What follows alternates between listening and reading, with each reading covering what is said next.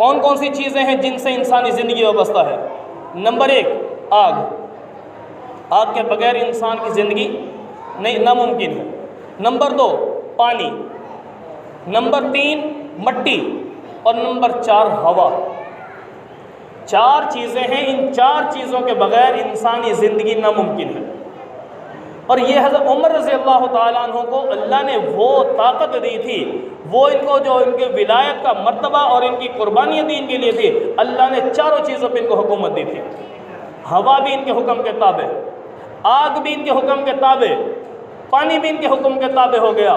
तो मेरे दोस्तों, आग का कौन सा मामला था? हर्रा एक पहाड़ी थी, उससे आग निकली, हर्रा पहाड़ी आग निकली है और वो आग दौड़ती हुई आई है। हज़रत तमीम दारी रज़ी अल्लाह ताला अन्हु सहाबी हैं, उन्होंने बताया अमीरुल मोमिनीन आज हमारे इस इलाके की तरफ आग दौड़ती हुई आ रही है। हज़रत उमर रज़ी अल्लाह अन्हु ने उसी वक्त अपनी चादर उतार कर उस सहाबी को पकड़ाई और कहा इससे हाँकता हुआ लेकर जाए इस आग को, जहाँ से निकली है वहीं पे इसको दाखिल करके ऊपर पत्थर रख के आ जाए। जैसे जानवर को, ये जैसे हम खेलते हैं, बच्चे खेलते हैं, वो जो चादर को या कपड़े को बना लिया, ठीक है, ये इस तरह उन्होंने वो बनाया उसको और उसके ज़रिए हाँकते हुए लेकर गए आग को। किसका हुक्म था ये? उस आग ने भी हज़रत उमर का हुक्म माना है और उस आग को हाँकता हुआ सहाबी लेकर गया और वहाँ से जहाँ निकली थी वहीं पे वो दाखिल हो गई, ऊपर पत्थर रख दिया, उस आग को बंद करके आ गया। किसका हुक्म था ये? आग ने भी हज़रत उमर के हुक्म को माना है। और पानी का कौन सा मामला कि पानी भी इनके हुक्म के ताबे था। मशहूर वाक़या है दरियाए नील का, आप सुनते रहते हैं। तो दरियाए नील के अंदर ये मामला था कि वहाँ के जो लोग थे वो कहने लगे कि भाई हर साल हमारा ये दरिया जब तक इसके अंदर खूबसूरत नौजवान लड़की को दुल्हन बना के इसमें ना डाला जाए उस वक़्त तक हमारा ये दरिया चलता नहीं है। हर साल ये मामला होता है। जब मुसलमानों को फतह मिली है, मिस्र के अंदर हुकूमत मुसलमानों की आ गई, साद बिन नबी वक़ास रज़ी अल्लाह अन्हु गवर्नर थे वहाँ के।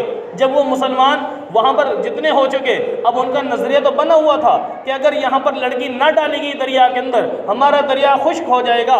तो हज़रत उमर रज़ी अल्लाह ताला अन्हु को उन्होंने ख़त लिखा कि मैं इन्हें रोक रहा हूँ कि ये काम ना करो, लेकिन ये सहारे आगे से मुझे कहते हैं कि भाई हमारा दरिया खुश्क हो जाएगा। तो हज़रत उमर रज़ी अल्लाह अन्हु ने उस वक़्त 2 ख़त लिखे, एक दरिया के नाम लिखा, एक गवर्नर के नाम लिखा और कहा कि ये दरिया में डाल दे। और दरिया को उसमें लिखा क्या था? ए पानी, ए दरिया, अगर तू रब के हुक्म से चलता तो चल, वरना तेरी कोई ज़रूरत नहीं, हमें कोई ज़रूरत नहीं है। सिर्फ ये पैगाम हज़रत उमर ने दिया, वही पानी। और दूसरा जो ख़त लिखा था वो ख़त ये था कि भाई अब आप इस अपने सारे लोगों को जमा करके दरिया पे ले जाना, उनको दिखाना, आँखों देखा हाल कि जब हज़रत उमर रज़ी अल्लाह अन्हु का ये रुक्का आया, वो ख़त आया, दरिया में डाला तो दरिया 16 हाथ ऊपर चला। 16 हाथ उन लोगों ने, सब ने आँखों से देखा। और वही दिन था कि आज तक उन लोगों ने उस साल से लेकर अब तक कोई औरत उसमें दरिया के अंदर नहीं डाली। वरना हर साल हर घर परेशान कि कहीं आज हमारी बेटी की बारी आएगी। कितनी बेटियां उसके अंदर वो कुर्बान कर चुके थे। तो ये था कि पानी ने भी हज़रत उमर का हुक्म माना है। और हवा का कौन सा मामला? हज़रत उमर रज़ी अल्लाह ताला अन्हु ये जुमे का खुतबा इरशाद फरमा रहे थे, सहाबा सामने बैठे, बात कोई और चल रही है, ठीक है, एक मौजू जैसा उमर रज़ी अल्लाह अन्हु के कारनामों से मुतालिक मौजू चल रहा है। अब दरमियान बात कोई अचानक कोई बात कह दी जाए, सामने कोई वाक़या भी नहीं है, ठीक है, फ़र्ज़ करो कि इस बात के दौरान मैं कह दूँ भाई गाड़ी साइड पे करो, अब आप भी परेशान, भी बात क्या चल रही है, यहाँ कौन सी गाड़ी नज़र आ गई और गाड़ी को कहा जा रहा है गाड़ी वाले को साइड पे करो। अब ये नई बात बीच में आई है, सिर्फ इतनी सी बात कि भाई गाड़ी साइड पे करो, बस इतनी सी बात की वजह से आप परेशान हो जाएंगे भाई ये क्या मामला है। तो ऐसे ही हज़रत उमर रज़ी अल्लाह ताला अन्हु खुतबा इरशाद फरमा रहे थे, दौरान खुतबा अचानक कहा या सारिया अल जबल, बस, और अपनी बात शुरू कर दिया गया। अब सहाबा परेशान कि सारिया तो कहाँ पर, ठीक है, कहाँ? कादिसिया की जंग हो रही थी बहुत दूर, और उमर यहाँ बैठे सारिया को पुकार रहे। और उसके बाद फ़ौरन अपनी बात शुरू कर दी है। तो सब इतना करने पर बाद में सहाबा ने पूछा कि आपने ये बात क्यों की है? तो हज़रत उमर रज़ी अल्लाह ताला अन्हु के सामने अल्लाह ने सारे हालात खोल दिए थे।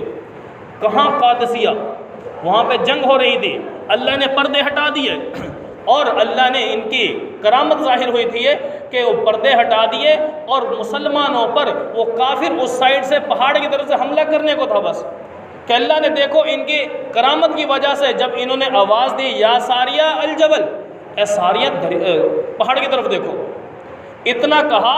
अब बताओ कहाँ बैठे, हवा ने इनका पैगाम वहाँ तक पहुँचाया और उन्होंने इनकी बात सुनकर पहाड़ की तरफ देखा और अपना बचाव कर लिया।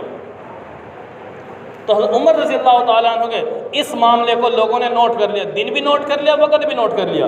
जब मुसलमान फतह पाकर वहाँ से आए तो पूछा उसी सारिया रज़ी अल्लाह अन्हु से कि भाई क्या मामला था, ऐसा हुआ कोई?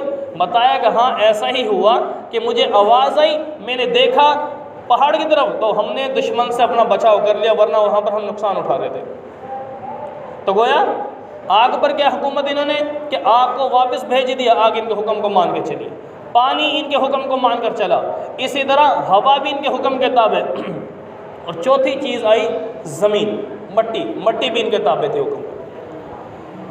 हज़रत उमर रज़ी अल्लाह ताला अन्हु ने एक मरतबा ज़लज़ला आया, अपना कोड़ा दुर्रा ज़मीन पर मार कर कहा, ज़मीन को मुखातब करके कहा, ज़मीन क्या उमर तुझ पे इंसाफ नहीं कर रहा?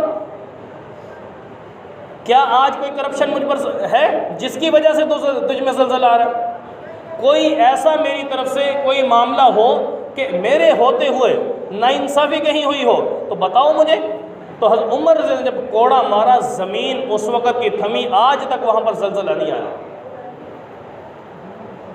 यह ज़मीन ने भी उनके हुक्म को माना।